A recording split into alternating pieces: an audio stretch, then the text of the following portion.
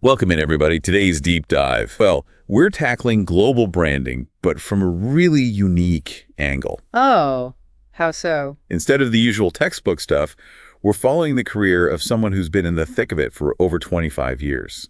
Someone calling themselves Brando. Okay, Brando, I like it already. Mysterious. Right. You've brought in some fascinating stuff about him, bits from his website, career anecdotes, and even a story about a Trabant. A Trabant, like the East German car. Yeah, but with Adidas stripes. Okay, that got my attention. Adidas stripes on a Trabant, not your usual branding story. Exactly. But beyond the quirky stuff, the guy's worked with everyone from huge names like Toshiba and Philips to companies even I've never heard of, like Midea and Comfy. That range is crazy, right? Yeah, that's wild. It's like, what kind of thread connects all those together? Over 25 years, too. That's what I'm hoping you can help us with. If we trace this one person's path, what does that tell us about how global branding has changed? I see what you mean. It's like a living history, almost. Right. You've got those big European names he started with, and those Asian powerhouses like Midea start popping up. And now it looks like he's all about helping brands in this digital world, the truly global one. And it's not just the types of companies, right? Brando himself has worked at agencies, done consulting, even held in-house roles. He's seen it all from every angle. Exactly. Yeah. How do you think that kind of background shapes how someone sees successful branding, having been on all sides? I guess it gives him super well-rounded insight. Agencies, they're often all about that creative magic, right? Consultants are more big picture strategy folks. And then being in-house at a company, you learn what those internal goals and pressures really are. He's not just an armchair theorist then.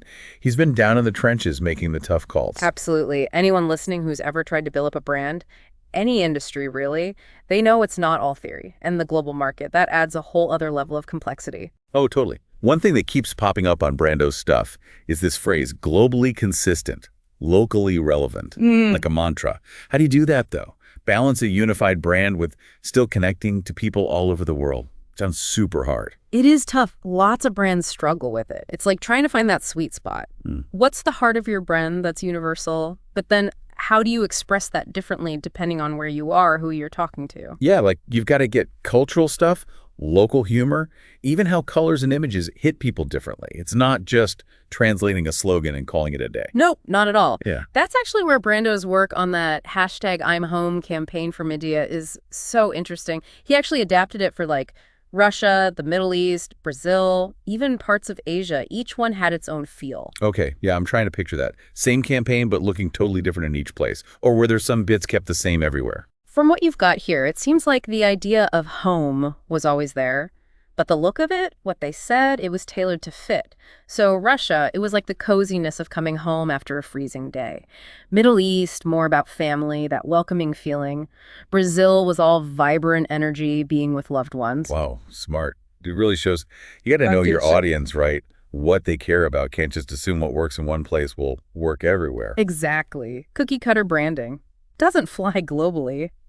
And this actually leads us to another thing Brando's big on, going digital. He pushes for these digital brand books, and honestly, he trashes companies that are still all about printing stuff in 2024. I saw that, yeah.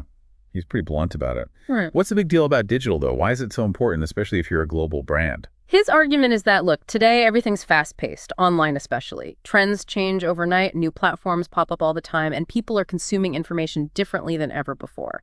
A printed book, it's static. Can't keep up. I get it. If you're a global brand, trying to stay consistent across all these countries and all these online places, you need something flexible. The printed book would be obsolete the second it's done. Precisely. But a digital one, you can update it instantly. Anyone on the team, anywhere in the world can access it. Much more efficient in our fast-paced world. So he's pushing for branding that can flow, adapt, keep up with the times. It's not enough to just have a perfect message. You need a way to keep perfecting it as the world changes. Exactly. And that brings us to another interesting thing, how he emphasizes working with talented people from all over the world. And he's not just talking translators, he means real experts who bring diverse perspectives and cultural insights. I saw that too. It makes me think about how vital cultural awareness is, not just in the end product, but in the whole process of building a brand globally. Oh, absolutely. You need folks who understand the subtleties of language, humor, what flies and what doesn't in each place. What's clever in one market could be offensive in another, right? Oh yeah, like those marketing fails where a slogan gets translated directly and means something totally wacky. Sometimes funny, sometimes disastrous. Exactly. And often that's because there wasn't enough diverse input from the start. They weren't thinking globally from day one, and it costs them in the end.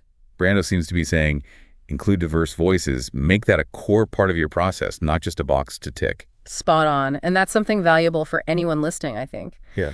Building a global brand isn't just about marketing skills, it's cultural intelligence, learning from other viewpoints, respecting what makes each market unique. Well said. Okay, so we've got his career path, this idea of globally consistent, locally relevant, the love for digital, and now this focus on diverse teams. Anything else stand out about Brando's way of doing things before we look at some specific work he's done? Yeah, there's one more thing that's interesting, especially in the world of branding, which can be so buttoned up. His personality. It comes through in everything he does. The Trabant story, the tone of his website, even those eureka moments, they're charming. I noticed that. It's like he's injecting some humanity into this field that can feel very corporate and serious sometimes. Right. He's like, hey, I'm a person with passions and quirks. And that's okay. Maybe that's what helps a brand stand out, especially now when everything's algorithms and automation. A bit of personality. Like he's saying, remember the human connection. I like that. Well, are you ready to dig into some specific examples of his work and see how these ideas play out in practice? Absolutely. Let's break it down and look at some of the brands he's helped shape. So let's go back in time a bit. Brando's early work, those European brands like Adidas, Midea, those were already big names, right? What was he even doing back then, career-wise? From what I gathered, it seems like he was working on campaigns to make them even stronger in Europe. But back then, branding was different. Way less digital, more TV and print ads. Makes you wonder how those early days shaped him, you know? Big brands, but older ways of doing things, versus launching something new now when everyone's online. Totally. I bet those campaigns were more focused on one region, not global like he does now. Good point. Global branding itself has changed a lot in 25 years, and it seems like Brando's career kind of mirrors that. From those regional giants to helping make brands truly worldwide. And the types of companies are different too, not just the scope. Consumer goods to industrial stuff, airlines to tech. It's like he purposely went for experiences to broaden his skill set. Yeah, you can tell he likes new challenges. Stepping outside the comfort zone. Bausch Lomb, Brinkmann. Those are way different from Adidas or a store like Midea. It's like he was saying, what don't I know about branding? Okay, I'm going to go do that now. And that's probably a big part of why he's successful. Always pushing himself, learning new stuff, so he brings fresh ideas to each project. Okay, but speaking of new challenges, his work with Midea, that Chinese appliance company, that seems like a turning point. Almost 10 years there, and they both grew massively during that time from what we've seen. Medea's an interesting one. They were barely known outside China not that long ago, and now they're huge globally. Brando was a big part of that, shaping their brand for a world stage, figuring out how to enter new markets.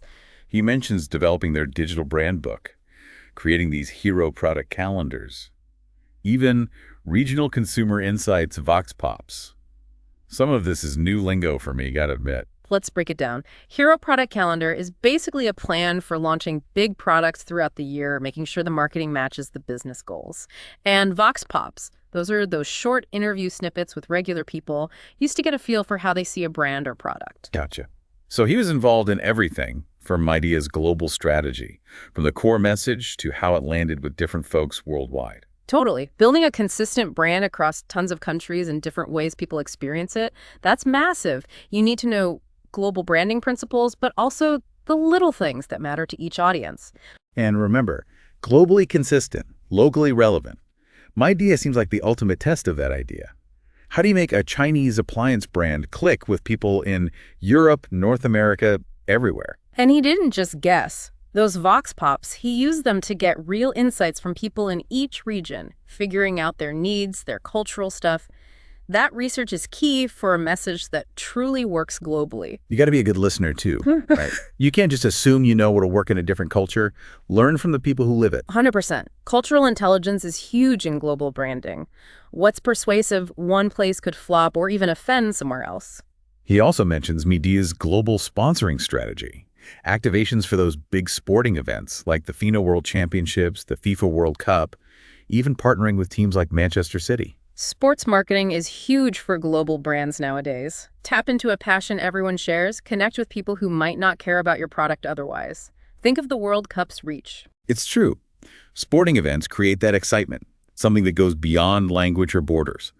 Brands can ride that wave, associate themselves with teamwork that drive to win. Exactly. And for Midea, back when they weren't as well known, those sponsorships put them on the global map, gave them credibility, made them look like a major player. You really brought it all together, huh? The digital brand stuff, the consumer research, those big sports partnerships. It's a whole package to make Midea's global branding hit hard. It shows he can think big picture, but also nail the details. Successful branding needs both that vision and the precise execution. So Midea was like his masterclass, putting all his ideas into action. I bet that experience has been invaluable as he helps other brands tackle the global market now. You're right, Midea was definitely key for him. But before we jump to what he's doing now with the Brando Group, there's one more thing about his time there that I want to touch on. What's that? His focus on diverse teams.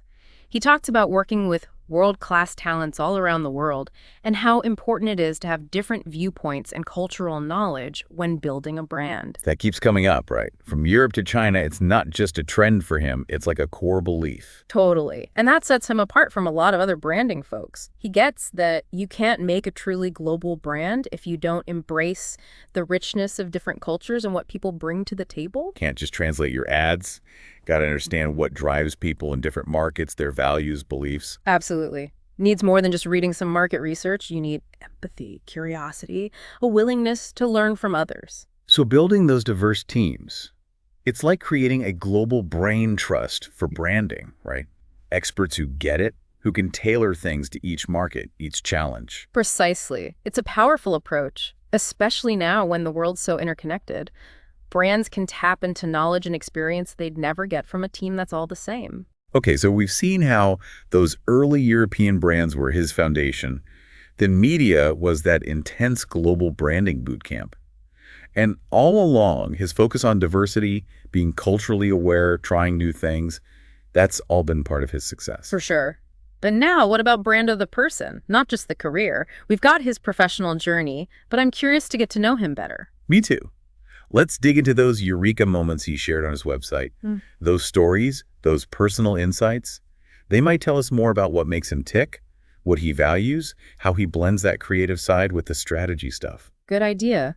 Let's see what these eureka moments reveal about the mind of a global branding guru. Okay, so we're going deeper now, past the resume bullet points. We're looking at Brando's eureka moments. Those times he had a sudden realization that changed how he thought about branding or even just life. Kind of feels like peeking into someone's journal, right? Yeah, a little bit. But these aren't your typical Dear Diary entries. It's more like observations about how people act, funny stories from his travels, thoughts on teamwork and solving creative problems. There was one that really stuck with me.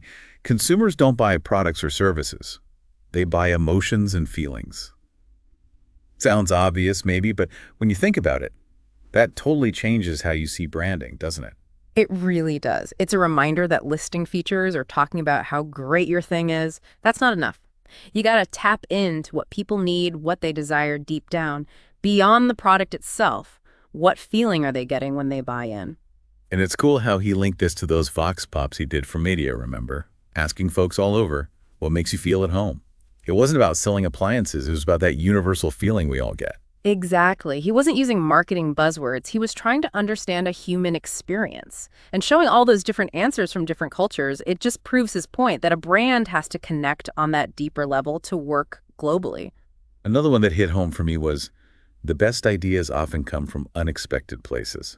He talks about brainstorming in cafes, random encounters with interesting people while traveling. It's like he's saying, stay open, don't get stuck in a rut. He's big on serendipity, on getting different perspectives. Sometimes you got to break your routine, get uncomfortable, and that's when those light bulb moments happen. Like, inspiration can come from anywhere.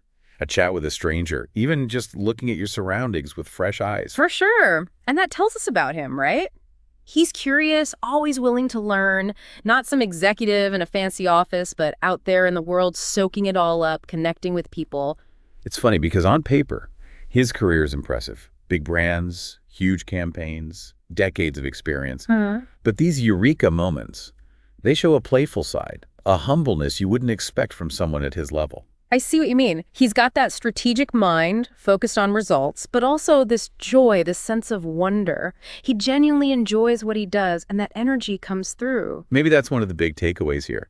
It's not just about knowing the branding playbook. You got to bring your whole self to it, the passion, the curiosity, the willingness to keep learning. Couldn't agree more. The world's getting more complex, more competitive. Maybe those human qualities, being genuine, understanding people, even having a sense of humor, that's what makes a brand stand out, helps it truly connect. Okay, so as we wrap up our deep dive into Brando's world of global branding, what are the key things we've learned? I'd say to succeed globally, you need that mix of strategic thinking, cultural awareness, and being open to new tech, new ways of doing things. The world's always changing. Brands got to change with it. We've seen how Brando's experience across different roles, his focus on collaboration and that drive to connect with people on a deeper level, those have all been key to his success. And maybe the most important lesson is that even when you're talking global markets, branding is still about human connection. Telling stories that resonate, creating experiences that matter, building lasting relationships. Beautifully put. And hey, maybe it's about having some fun along the way too, just like Brando seems to. Well said. We got to wrap up, but I want to leave everyone with a question. What does Brando's story tell you about what it takes to succeed in the world of global brands? How can you use those lessons, whether you're building a business, launching a product, or just trying to make your mark on the world? Great question to think about. And for those who want to learn more about Brando and his approach, check out the Brando Group website. They've got case studies, insights, even more of those eureka moments to get you thinking. Fantastic resource. Thanks for joining us on this deep dive into global branding. Until next time, keep exploring, keep learning, and keep those eureka moments coming.